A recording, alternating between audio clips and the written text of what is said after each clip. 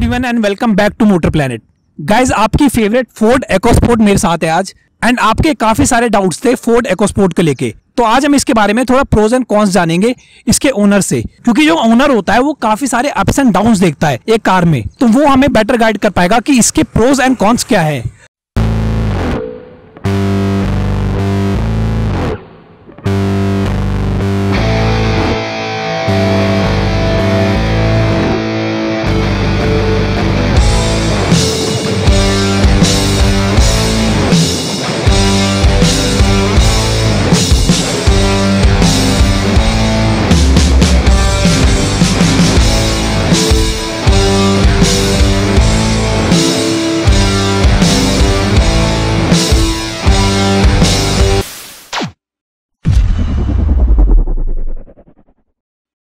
Myself Ajit Singh, and I'm very fond of the cars.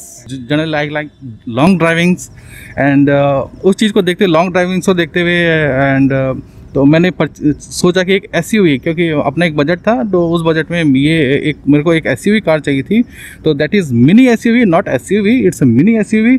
And जब मैंने इसको purchase किया, I look some features like that is the first is the safety features, performance, stability and durability. There were the 4 criteria which I had chosen before purchase of this car.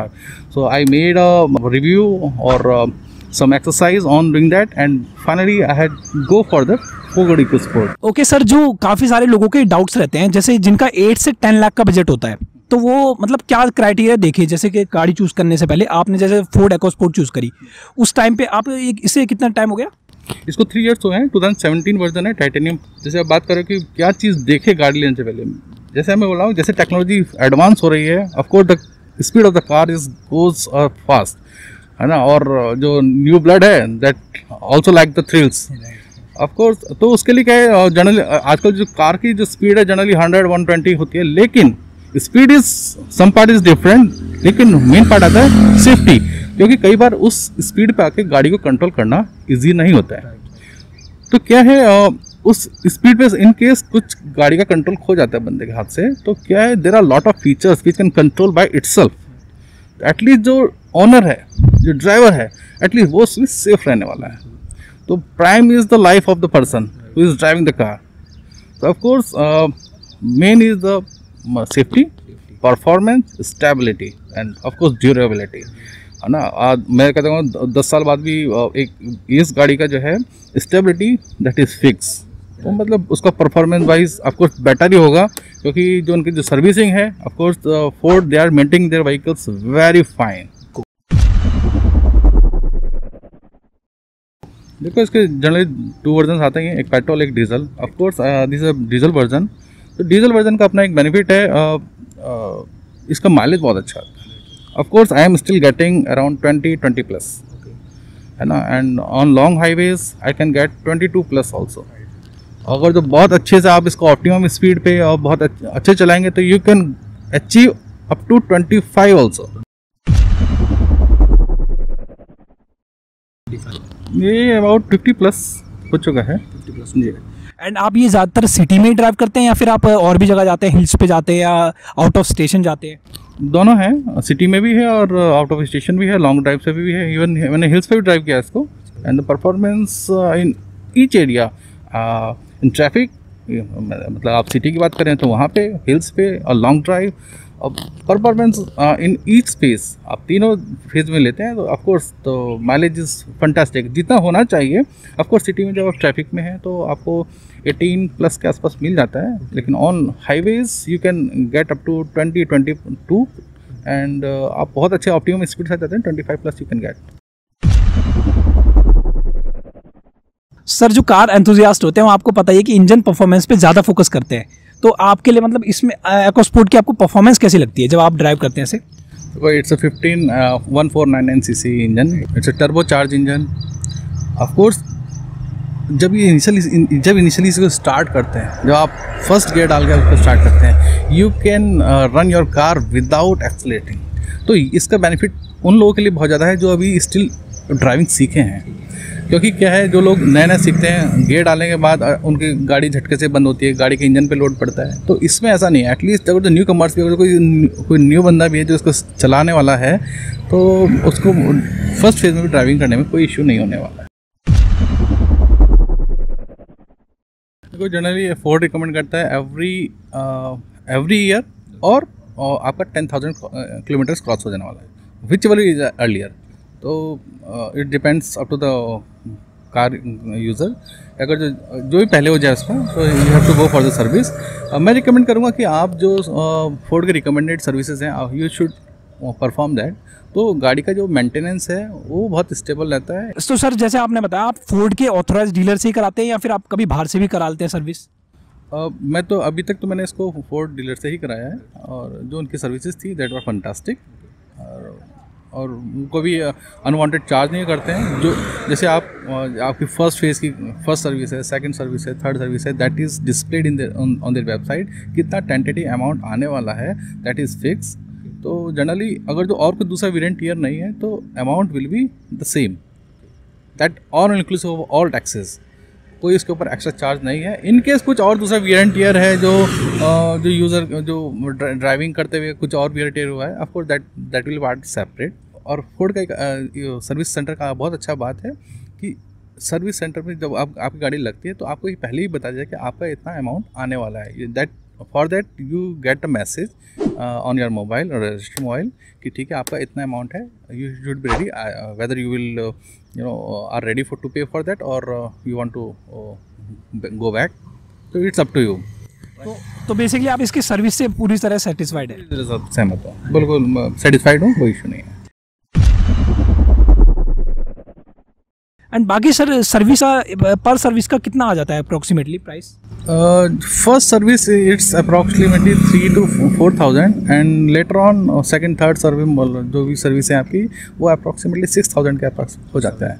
और एक बार once in a year it's recommended कि आप जाइए authorise dealer पे और कराइए, तो दैट इज़ रिकमेंडेड। एक बार actually I am very fond of to travel, और बेसिकली हिल्स एरिया में जाएँ तो बड़ा अच्छा है। तो हिल्स एरिया का एक मेरा बड़ा एक्सपीरियंस है। वहाँ पे जैसे हम गए और ऑफ कोर्स लेट नाइट हो गया, और बहुत रिमोट एरिया था, एक विलेज एरिया। तो अब थकान भी लग गई थी पहुँचते पहुँचते। तो सोचा भी अब यहाँ तो होटल मिलने वाला है नहीं, and you are knowing you don't know anybody there. There is a one feature कि आप सीट को फोल्ड कर सकते हो, और that space is up to that point कि आप उसमें इजीली लेट सकते हो। तो आपको एक होटल ढूंढने की ज़रूरत नहीं है। इमरजेंसी सिचुएशन में आप उसको यूज़ कर सकते हो। आप हिल, अगर जो इनकेस हिल एरिया में गए तो आपको वहाँ एसी की ज़रूरत नहीं है। ठंड में तो ऑफकोर्स इससे बेटर कुछ हो नहीं सकता है। हाँ, अगर तो आपको लगता है गर्मी है, तो आप इसका एसी स्टार्ट करके आप सो सकते हो। तो you can get a good comfortable hotel inside this car.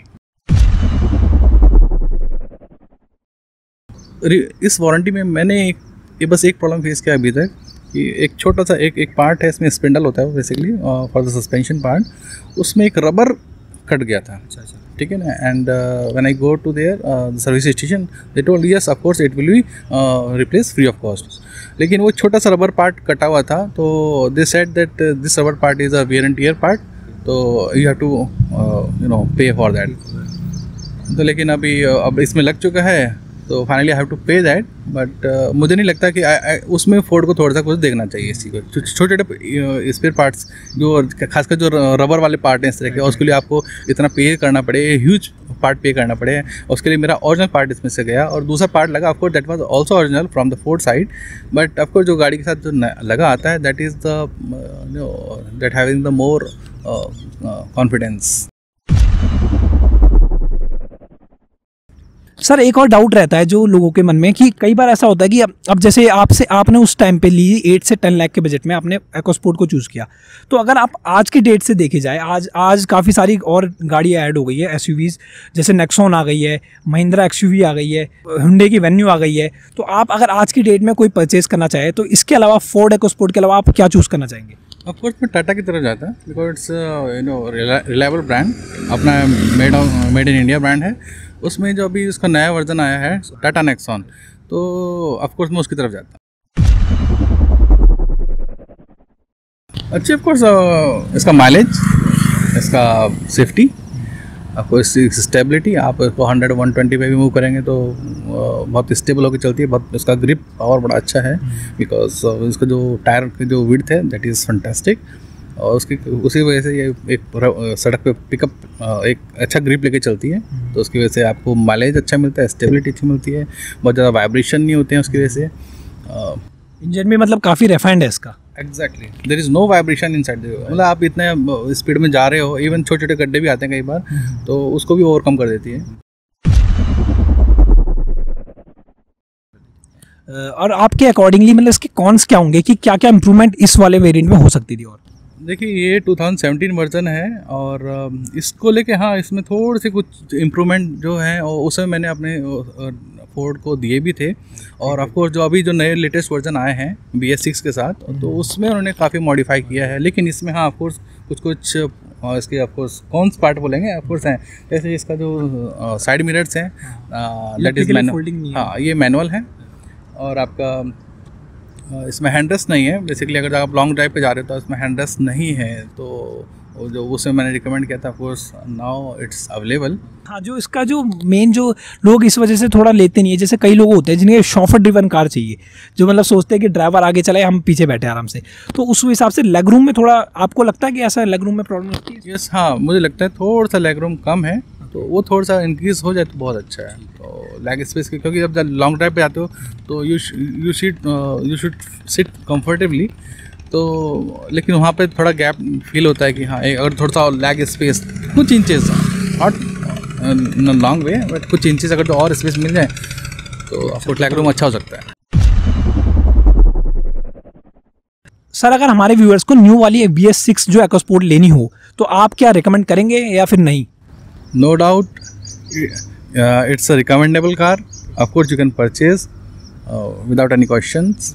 Of course you can go for that. अच्छा सर, जाने से पहले एक और डाउट है कि जो हमारे व्यूअर्स कई पूछते हैं कि जो सेकंड हैंड होती है EcoSport या यूज्ड EcoSport जिसे बोलेंगे, मतलब आप क्या रिकमेंड करेंगे कि लेने चाहिए या नहीं? देखो फोर्ड ऑफ कोर्स अपने आप में प्री ओन्ड कार्स भी सेल ऑफ करता है। ऑफ कोर्स जैसे मैंने पहले भी बताया, इट्स अ ड्यूरेबल कार, इसकी जो स्टेबिलिटी है बहुत अच्छी है। तो अगर जो कार आपको 5 years प्लस मिलती है, no doubt you can easily go for that. Yes, तो sir thank you so much जो आपने हमारे चैनल को टाइम दिया। तो आई होप आपको ये वीडियो पसंद आई होगी, एंड अगर आपको ये वीडियो पसंद आती है तो guys please hit the like button.